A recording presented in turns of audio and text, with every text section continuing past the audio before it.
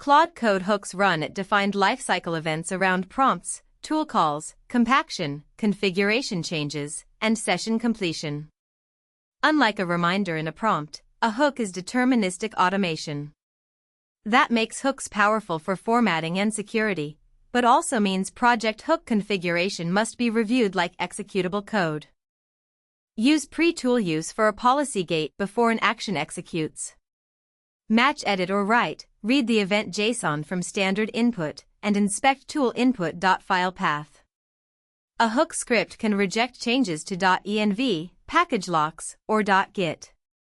Exit code 2 blocks the action and returns standard error as feedback to Claude.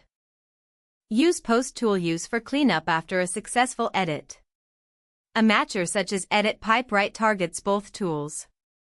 Extract the edited file path with JQ and pass it to the project formatter. Keep commands narrow and quote paths carefully. A formatting hook should not become an accidental arbitrary command launcher. Place hooks according to ownership. User settings apply across your machine. Project settings can be shared in version control.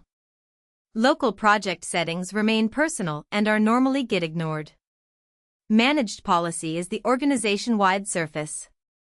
Teams should review shared hook scripts and avoid embedding secrets in commands or configuration.